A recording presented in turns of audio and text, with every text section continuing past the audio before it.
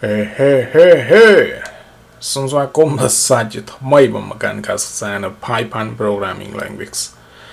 Chẳng làในក្នុងវគ្គនេះបើប្រធានបទនិយាយរំទៅគេចង់និយាយអំពី update បាទ which is update នៅ rule របស់យើងហើយក៏នៅក្នុង Mysql ដែរព្រោះយ៉ាងណាមិញបាទ update នៅ rule នេះគឺអត្ថប្រយោជន៍របស់វាគឺសំខាន់ណាស់មានន័យថាយើងអត់ចង់ add នៅ rule ថ្មីបញ្ចូលហើយយើងក៏អត់ចង់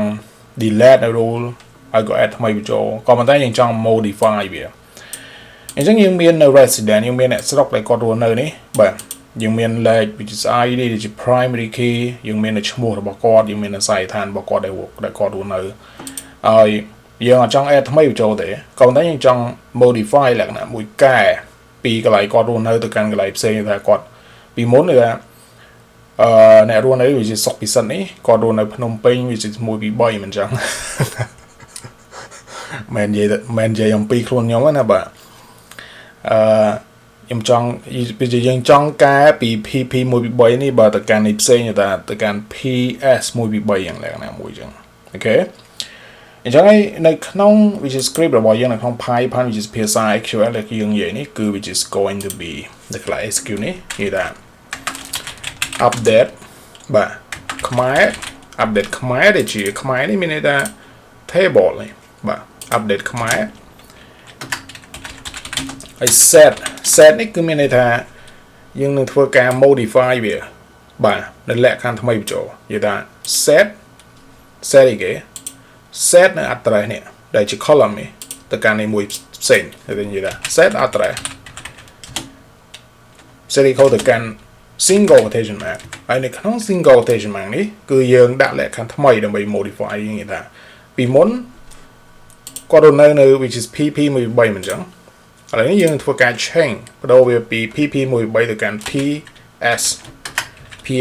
3ហើយ which is ព្រោះតែយើងនៅពេលដែលយើង update យើង set ទៅកាន់លក្ខខណ្ឌថ្មីក៏ប៉ុន្តែយើងត្រូវតែដឹងថាលក្ខខណ្ឌចាស់វានៅកន្លែងណាសូតែឥឡូវយើងដឹងទេបើយើងអត់ដឹងទេយើងព្យាយាម update យើងព្យាយាម set នៅលក្ខខណ្ឌថ្មីបញ្ចូលប៉ុន្តែយើងអត់ដឹងទៅលក្ខខណ្ឌចាស់វានៅណាអញ្ចឹងដើម្បីយើងដឹងទៅលក្ខខណ្ឌចាស់កន្លែងណា condition កន្លែងណាគឺយើងត្រូវតែប្រើនៅ where បាទតែយើងនិយាយថា which is where លក្ខខណ្ឌចាស់ which is address ត្រែនេះ address is equal ទៅកាន់ single quotation mark ត្រែ which is លក្ខខណ្ឌចាស់ is going to be pp 1 2 3នេះគឺជាលក្ខខណ្ឌចាស់បាទលក្ខខណ្ឌចាស់គឺយើងដឹងហើយ which is pp 1 2 3ហើយយើង set ចូលមកកាន់លក្ខខណ្ឌថ្មី which is ps 1 2 3ហើយចុងក្រោយគេបាទគឺ role information ទាំងអស់ដែលយើងព្យាយាមផ្លាស់ប្ដូរវានេះគឺយើងត្រូវតែនិយាយថា which is db.commit បាទដើម្បីផ្លាស់ប្ដូរអានេះលក្ខខណ្ឌរបស់យើង is going to be commit បាទ db.commit ហើយឥឡូវនេះបើសិនជាខ្ញុំ press play ឥឡូវគឺដាក់ boom មកមាន error បាទហើយនេះពេលដែលខ្ញុំបិទចូលមកកាន់ healthy Excel បែបនេះណាសុខពិសិដ្ឋ pp 1 3នៅពេលខ្ញុំ refresh ឡើយវានឹងធ្វើការ change ទៅកាន់សុខពិសិដ្ឋ ps 1 2 3ឃើញទេបាទសុខពិសិដ្ឋ ps 1 3នៅឡើងនៅ pp 1 3ទៅអូខេឥឡូវសារបងបានយល់អំពីអានេះគឺជាភាសាមួយនៅក្នុងការដែលយើងសរសេរដៃខ្លីក៏ប៉ុន្តែវានៅមាននៅទម្រង់មួយទៀតដែរល្អសម្រាប់ការដែលយើងប្រើពេលខ្លះពីយើងអាច prevent នៅក្នុងការដែល which is ពួកបើយើងសរសេរតាម clear អញ្ចឹងបាទពួកឯងវាអាចdecrypt នៅ script របស់យើង Python ពេលក្រោយវាអាច check ទៅដឹង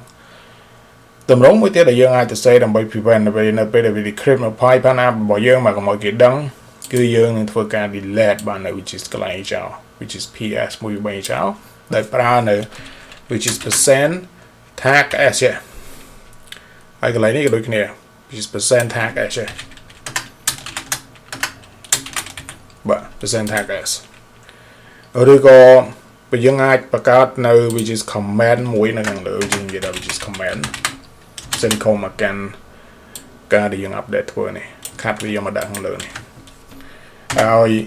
which is កន្លែងនេះគឺមានន័យថា is going to be execute execute which is command បាទរបស់យើងនៅក្នុងនេះវា which is so basically នៅពេលដែលយើងដាក់ percent tag s កន្លែងនេះបាទហើយនឹង percent tag s កន្លែងនេះគឺវានឹងធ្វើការនៅកន្លែង execute កន្លែងនេះវានឹងធ្វើការ return ទៅកាន់ two argument which is argument ទី1គឺនិយាយអំពី percent tag s ពីមុខនេះហើយ argument ទី2គឺ return ទៅកាន់ percent tag ខាងក្រោយនេះអញ្ចឹងវាត្រូវអញ្ចឹងបាទវាត្រូវពីរមួយខាងមុខនេះគឺ percent tag ខាងមុខនេះហើយទូមួយខាងមុខនេះគឺ which is percent tag ខាងក្រោយនេះអូខេអញ្ចឹង percent tag ខាងមុខគឺ which is ការដែលយើងត្រូវ set ថ្មីអញ្ចឹងកន្លែងដែលខ្ញុំ set ថ្មីខ្ញុំនិយាយថា which is going to be ភាសានៅខាងក្នុងឥឡូវគឺយើងមានសុខពិសិដ្ឋ ps 1 3អញ្ចឹងខ្ញុំធ្វើការ change វាពី ps 1 3ទៅកាន់ q 1 2 3ហើយលក្ខខណ្ឌចាស់គឺវាជាយើងត្រូវដឹងលក្ខខណ្ឌចាស់គឺ which is ps 1 2 3ចែកកន្លែងខ្ញុំនិយាយថា just going to be ps 1 2 3ហើយឥឡូវនេះនៅក្នុង connection which is .execute នេះដំបូងគេយើងផាសនៅ command មកតែនិយាយថា command ហើយបន្តមកទៀតផាសនៅ which is execute កន្លែងនេះសល់ទៅណាបាទកន្លែងនេះគឺ set echo បាទតែអញ្ចឹងវា add command ហើយចុងក្រោយ which is going to be execute អូខេធម្មតាឥឡូវនៅពេលដែលខ្ញុំpress play ឥឡូវគេថា boom អត់មាន error ហើយបើសិនខ្ញុំចូលមកកាន់ high DXL ឥឡូវពីមុនខ្ញុំសុខពិសិដ្ឋ ps 1 3នៅពេលដែលខ្ញុំ refresh ឥឡូវបាទ refresh boom គេថាឈប់មានបញ្ហាអីចេះគេថាវាអត់ change នៅតម្លៃចាស់ទៅកាន់